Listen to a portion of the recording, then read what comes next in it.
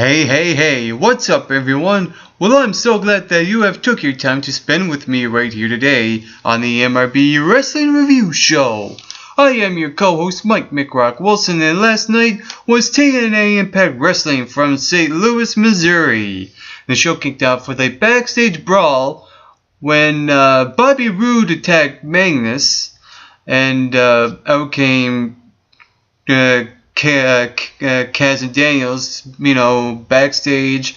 And then later on we see Magnus come out to the ring and deliver the challenge to any of the members of Ego. First, it was Kaz that came out, then it was Daniels, then Bobby Roode. And I like how this setup to the main event took place.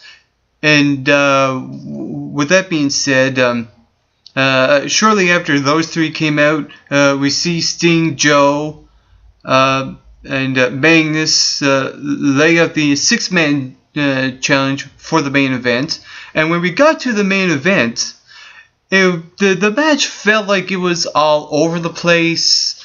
Even though the build-up to the match was really good, I felt that, the match was a little bit weird. The last few minutes, were... I don't know, somehow the referee still managed to know who was legal in the match because a lot of stuff happened in the last few minutes. It was really exciting, but it's still, like I said, it felt all over the place. And with that being said, the way the match ended when Bobby Roode hit Magnus with the bat kind of signifies that this rivalry will not be over. And what will probably happen is that either a number one contenders match for the World Heavyweight Championship might take place, Magnus versus Roode, or it'll probably go in the way of having singles matches within the next few weeks until Bound for Glory, till we have the six-man tag team match again with a possible different outcome where the main event Mafia gets the victory. Also last night, Jeff Hardy went one-on-one with Manic in a non-title match, and what I really like is that this was actually a pretty good match with a really good outcome as well. And before the match took place, we see backstage where when Chris Sabin and Manic were talking backstage, it seemed like that Sabin is still a little bit upset over his loss with the World Heavyweight Championship. He only had it for 3 weeks.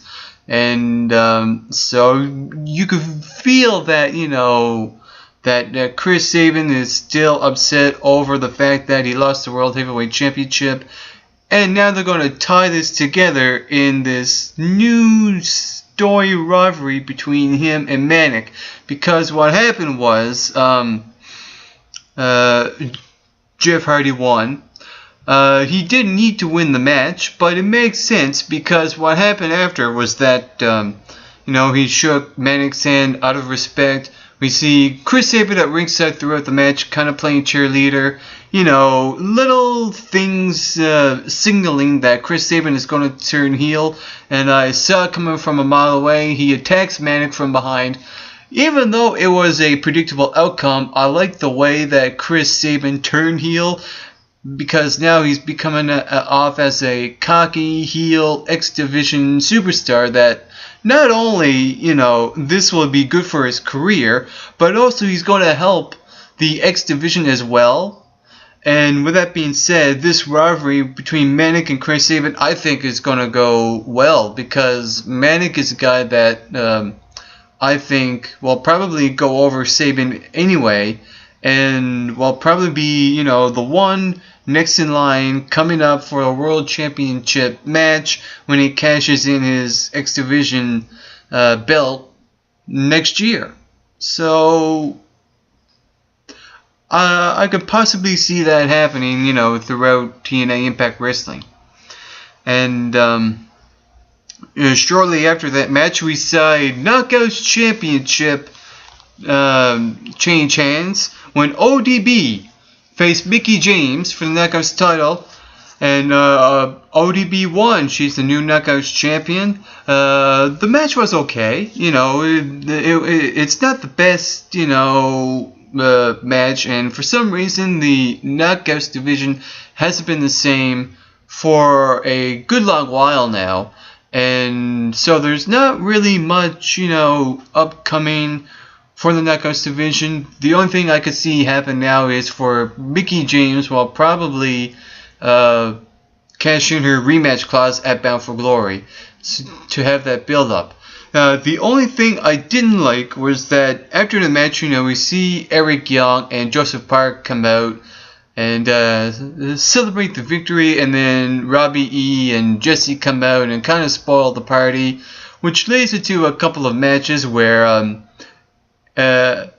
both Eric Young and Joseph Park gain quick victories over Robbie E. That stuff was alright, but to have that after the Knockouts Championship match, I thought it was kind of a step in the face for that title change, because, having the Knockouts Championship being a prestigious title should be devalued in a comedy segment that happens after. I think what should have happened is that they should have kept the show going without any of that stuff happening. They could have had something else to fill in that void instead of that comedy bit. So I think I would rather see, like after that segment, probably a few segments after with that comedy bit. But other than that, I thought that just devalued that match. Also last night, Bully Ray. Do you know who I am? He's the president of Aces and Eights, and he is the current TNA World Heavyweight Champion. He cut a really good promo. He never fails to fail. And with that being said, I like how, Bully Ray has set up these planted seeds for this write-up of the Aces and Eights, and it's really becoming full circle. The way he, really, buttered up, the other three guys when he said, if it wasn't for a certain someone, I wouldn't be who I am. He turned to Bish, Briscoe, and then Knox, only to have, kind of taken that story swerve where he went to Brooke, and said, if it wasn't for you, Brooke, I wouldn't be the world champ. And of course, the Aces and Eights spoke out, what do you mean? What about us? Etc., etc., right? Blah, blah, blah. And it really all made sense. And it was a really good, pretty good storytelling on the part of this write-off. And what I really liked about that segment was when Knox went on the microphone. And the funny thing is, we don't, see Knox go on the microphone at all. He's always been that silent killer throughout that group. And when he got on the microphone, it was actually pretty good. And I was really surprised about that. And with that being said, I thought that this whole story, like I said, is coming full circle. And I think that at Bound for Glory, something is going to give. With this Aces and Eights, I think Bound for Glory will be the last part of the story that writes off Aces and Eights when Bully Ray faces AJ Styles for the World Heavyweight Championship, and it's only a month away. Also last night, Chavo, Guerrero, and Hernandez were going to face Gunner and James Storm, and if Chavo and Hernandez won, those two were going to face the tag team champs in a championship match at Bound for Glory. But what happened was that Chavo Guerrero, we see him come out, you could tell he's a bit injured, and he gets on the microphone and says, my doctors never clear me to wrestle, so I cannot compete. So Hernandez is going to have to go in alone, and Gunner was the one that faced Hernandez. And what happened was that Gunner got the victory over Hernandez. And the only kind of little nitpicking thing I really don't like is that, they keep winning matches, and it's getting a little stale because it kind of signalizes that there's no competition for Gunner and James Storm, and for Gunner to go over Hernandez don't sit well with Chavo and Hernandez as a team, because there should be something that kind of takes a swerve into this old tag team division, and I think that if someone were to go over, at least someone in a singles competition, being a tag team champion like Gunner, it's fine with me for the other guy to go over that one half of the tag team champs, because it creates interest into seeing, okay, what's going to happen next. And so, with that being said, I didn't like that outcome for that reason. So hopefully next week, if indeed Chavo and Hernandez do face Storm and Gunner, that they beat them in a non-title match to gain interest going into Bound for Glory in a tag team championship match.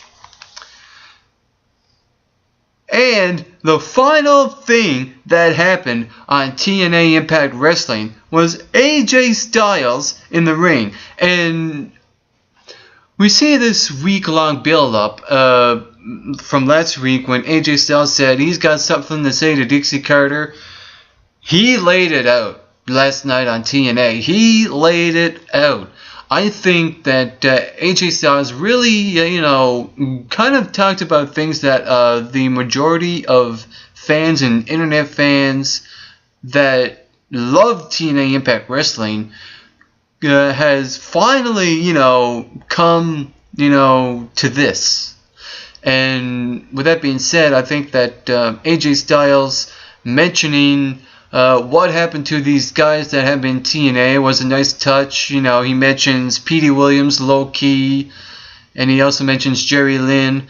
And with all due respect to the other guys, Jerry Lynn is very close to retirement anyway, so at least he did mention Low Key and guys like Petey Williams that really tell me that what happened to these guys? What happened to these guys when Dixie Carter, gives these guys, some time, and then we don't hear from them after.